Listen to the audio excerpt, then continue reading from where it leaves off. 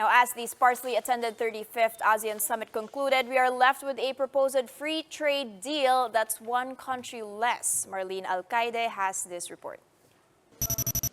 India is out of the proposed free trade agreement between ASEAN's 10 member states and 5 other East Asia and Asia-Pacific partners.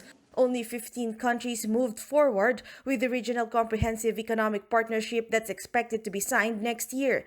That's according to Chinese Vice Foreign Minister Li Yucheng in a press conference in the sidelines of the ASEAN meet in Thailand. But Yucheng says India can still join once it is ready. During discussions on the RCEP, trade ministers say India is still reluctant in opening up its markets and needed time to approve which goods and services are to be included in the free trade deal. One country who got the cold shoulder from most ASEAN heads of state, US. 7 out of 10 leaders skipped the ASEAN-US summit. Only Thailand, Laos, and Vietnam top officials attended the event.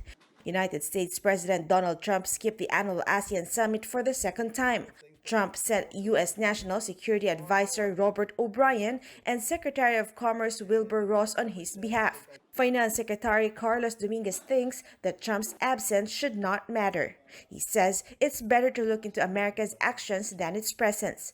Presidential spokesman Salvador Panelo says Trump's absence is understandable because he is facing an impeachment inquiry.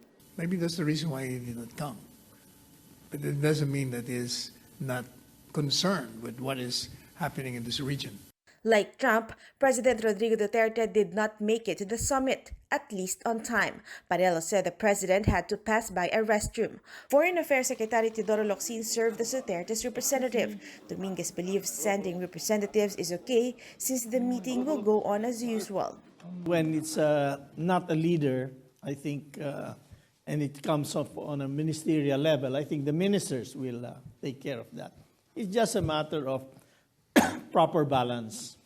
During the ASEAN Plus 3 summit, Duterte missed the photo op with other ASEAN leaders. DFA Assistant Secretary Juniver Mahilum West filled in for him. Mahilum West even sat on the leaders' table.